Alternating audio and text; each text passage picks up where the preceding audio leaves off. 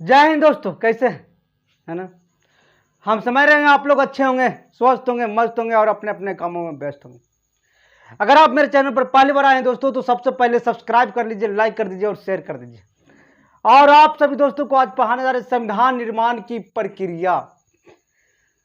संविधान निर्माण की प्रक्रिया यानी पहला पार्ट बन गया है दोस्तों। पहला पार्ट क्लास आपका चल चुका है। उसको डिस्क्रिप्शन बॉक्स में लिंक हम दे देंगे, आप वहां से देख लीजिए, है ना। और ये पार्ट 2 है।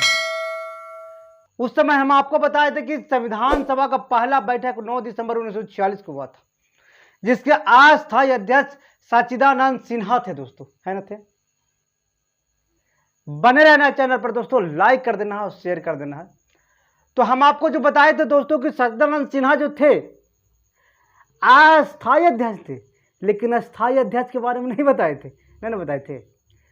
तो अस्थायी अध्यक्ष जान लीजिए, 11 दिसंबर 1946 को संविधान सभा का अध्यक्ष, अस्थायी अध्यक्ष जो थे दोस्तों, डॉक्टर राजेंद्र प्रसाद को बनाया गया। किनको? राजेंद्र प्रसाद को बनाया गया। देखिए उस समय वही लोग बुद्धिजीवी थे, जो बुद्धिजीवी लोग थे उन्हीं को ना बनाया जाएगा। उनको मैंने देखा जाएगा कि चलाने लायक हैं कि नहीं है। उस समय तो पढ़ा लिखा वही थे और लोग थे, लेकिन प्रकाष्ठा पर यानी वहां बैठ चढ़ करके भाग भी ले रहे थे, वही लोग थे।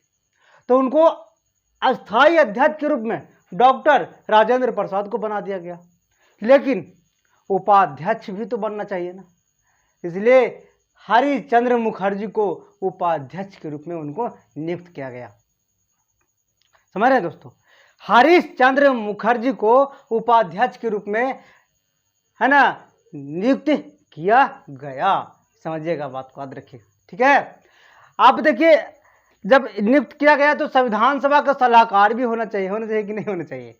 तो संविधान सभा के सलाहकार BN राव को ही नियुक्त किया गया। किनको? BN राव को नियुक्त किया गया। ये याद रखिएगा। पूछेगा कि संविधान सभा का सलाहकार कौन थे, तो BN राव थे दोस्तों। कौन थे? BN राव थे। अस्थायी अध्यक्ष, अस्थायी अध्यक्ष, अस्थायी कहेगा तो डॉक्टर राजेंद्र प्रसाद को आप मार देना, अस्थायी कहेगा तो डॉक्टर सच्चिदानंद सिन्हा को मार देना, ठीक है। लेकिन 13 दिसंबर 1946 को जवाहरलाल नेहरू ने उद्देश्य प्रस्ताव पारित किया। क्या पारित किए? उद्देश्य प्रस्ताव को पारित किए 13 दिसंबर 1946 को जवाहरलाल नेहरू ने। लेकिन जो तैयार किए थे मोतीलाल नेहरू किए थे तैयार दोस्तों। उद्देश्य प्रस्ताव इसलिए लागू किया गया कि उसमें बहुत सारे स्टेटमेंट, बहुत सारे वाक्य था, उसको लागू करना था और वो संविधान का जब गठन होगा, संविधान बनेगा। कोई भी काम हम लोग अगर काम करते हैं तो उससे पहले उसके खाका तैयार करते हैं कि उसमें क्या क्या होगा। जैसे मकान बनाने में हम लोग तैयार करते हैं दोस्तों, तो सीमेंट होगा, बालू होगा, राजमिस्त्री होगा, लेबर होगा, जमीन होगा, सारा कुछ, है ना। तो इसी तरह से उद्देश्य प्रस्ताव को तैयार किया कौन? मोतीलाल नेहरू ने। लेकिन घोषणा कौन किए थे? जवाहरलाल नेहरू ने प्रस्ताव पारित किए थे। उद्देश्य प्रस्ताव को 22 जनवरी 1947 को पारित कर दिया गया था। कब? 22 जनवरी 1947 को उद्देश्य प्रस्ताव को संविधान सभा में पारित कर दिया गया। पारित करने के बाद क्या हुआ जानते हैं? समझिएगा बात को। जब पारित हो गया उद्देश्य प्रस्ताव, तो भारत को, पूरे भारत जो था, है ना, उसमें ब्रिटिश प्रांत और देसी प्रांत में बटा हुआ था दोस्तों। याद रखिएगा, समझिएगा। जब उद्देश्य प्रस्ताव पारित हो गया, प्रस्ताव पारित होने के बाद अब क्या करेगा भाई? संविधान सभा का गठन हो गया। अब क्या होगा? तो पूरे भारत में ब्रिटिश प्रांत और देसी प्रांत में जो बटा हुआ था, तभी दोनों बटा हुआ था, तो इस दोनों को क्या करना है? एक करना है, एक भारत संघ बनाना है। बनाइएगा ना भारत संघ। ब्रिटिश प्रांत और देसी प्रांत मिलाकर के क्या बनाया गया? भारत एक संघ बनाया गया, है ना, जो राजनीतिक, आर्थिक और सामाजिक न्यायता दे दिया गया दोस्तों। हर तरीके से क्या दिया गया? मान्यता दे। उद्देश्य प्रस्ताव पर विचार विमर्श जानते कितना महीना तक लगता? 8 महीना तक विचार विमर्श चला था। कितना महीना? 8 महीना तक विचार विमर्श पूरा चला था दोस्तों। तो याद रखिएगा, पूछेगा क्वेश्चन कि संविधान सभा का अस्थायी अध्यक्ष है ना कौन थे, तो डॉक्टर राजेंद्र प्रसाद, आप याद रखिएगा दोस्तों, ठीक है। और उपाध्यक्ष कौन थे, तो हरीश चंद्र मुखर्जी थे। कहेगा कि संविधान सभा का सलाहकार कौन है, तो BN राव को याद रखिएगा। किनको, BN राव को याद रखिएगा। संविधान सभा बस 11 दिसंबर और 2 दिन के बाद कितना 13 दिसंबर 1946 को उद्देश्य प्रस्ताव कौन, जवाहरलाल नेहरू ने पेश किए थे। लेकिन उसको बनाने वाले कौन थे, लिखने वाले मोतीलाल नेहरू थे दोस्तों। संविधान सभा में याद रखिएगा दोस्तों कि 22 जनवरी 1947 को उद्देश्य प्रस्ताव को पारित कर दिया गया था।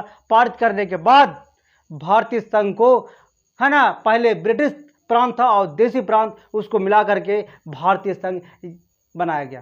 क्या बनाया गया, भारत संघ बनाया गया। उसको राजनीतिक, आर्थिक, सामाजिक तौर पर प्रतिष्ठित दिया गया, यानी मान्यता दे दिया गया।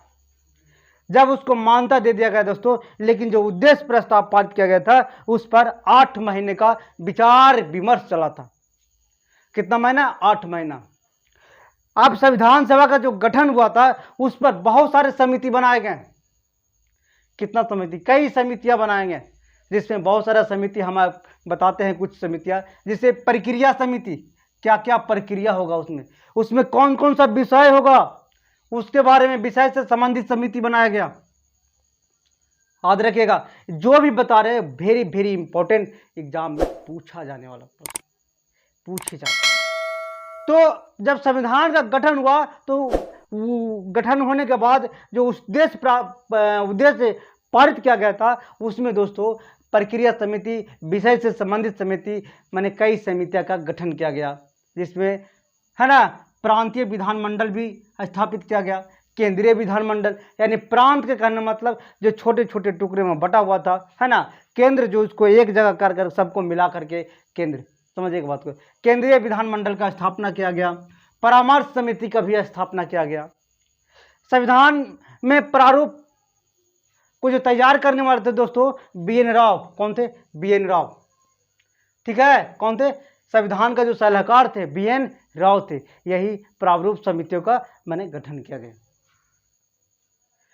संविधान 22 जनवरी 1947 को याद रखिएगा, 22 जनवरी 1947 को प्रारूप समिति का गठन किया गया और उसमें 7 सदस्य को रखा गया। कितना सदस्य, 7 सदस्य को रखा गया प्रारूप समिति में दोस्तों, याद रखिएगा। क्योंकि कोई भी चीज गठन होगा तो सबसे पहले उसमें लागू करने के लिए आदमी होना चाहिए ना। तो इसी प्रकार से संविधान निर्माण की प्रक्रिया में पार्ट 1 बन चुका है। आप डिस्क्रिप्शन बॉक्स में उसका लिंक दे दिया गया है, और ये पार्ट 2 है दोस्तों, इसको देख लीजिएगा। फिर पार्ट 3 में भी आप पार्ट 3 नंबर का, उसको भी हम आपको इसको लिंक दे देंगे, ठीक है। तो अगर आप पहली बार आए हैं दोस्तों तो लाइक कर दीजिएगा, शेयर कर दीजिएगा, सब्सक्राइब कर लीजिएगा। लेकिन 7 सदस्य का जो नाम है आप इस प्रकार से देख सकते हैं, हम आपको बता रहे हैं दोस्तों। प्रारूप समिति के जो सदस्य थे दोस्तों 7 सदस्य, याद रखिएगा। कितना सदस्य, 7 सदस्य, है ना। तो 7 सदस्य में तो थे, लेकिन इसका जो स्थापना किया गया था, गठन 29 अगस्त 1947 को किया गया था। और इसमें 7 जो सदस्य थे मेन थे डॉक्टर भीमराव अंबेडकर। कौन थे, डॉक्टर भीमराव अंबेडकर, जो अध्यक्ष के पद पर थे। दूसरा थे N गोपाल स्वामी आयंगर। कौन थे, दूसरा N गोपाल स्वामी आयंगर थे दोस्तों। तीसरा थे AK अय्यर, AK अय्यर भी थे। चौथा KM मुंशी भी थे, मोहम्मद सादतुल्लाह भी थे, TBL मित्तल भी थे, और DP खेतान भी थे दोस्तों, है ना। तो ये 7 सदस्य, पूछता है कि प्रारूप समिति में कितने सदस्य थे, तो याद रखिएगा 7 सदस्य थे। इस बात को आज नोट कर लीजिएगा। कब गठन हुआ था, तो 29 अगस्त 1947 को प्रारूप समिति का गठन हुआ था। किसके लिए, संविधान सभा का जो गठन हुआ था उसको चलाने के लिए गठन किया गया था दोस्तों, समझिएगा बात। उद्देश्य हम आपको बताए थे कि उद्देश्य प्रस्ताव जो पारित किया गया था उस पर 8 महीना तक के विचार विमर्श चला था। बहुत सारे समितियों का गठन किया गया था, है ना। ये भी पूछेगा आपको कि संविधान सभा का अस्थायी अध्यक्ष कौन थे, तो डॉक्टर राजेंद्र प्रसाद। अस्थायी अध्यक्ष कौन थे, तो डॉक्टर सच्चिदानंद सिन्हा थे। सलाहकार कौन थे, तो BN राव थे। इस बात को आपको नोट कर लेना होगा, है ना। अगर आप मेरे चैनल पर पहली बार आए दोस्तों तो लाइक कर दीजिएगा, शेयर कर दीजिएगा और सब्सक्राइब कर दीजिएगा। खेलते खेलते आपको पूरे संविधान पढ़ा देंगे दोस्तों, इस बात को गारंटी। थैंक यू दोस्तों, फिर मिलेंगे आपको नेक्स्ट क्लास में। तीसरा नंबर वीडियो आपको आएगा।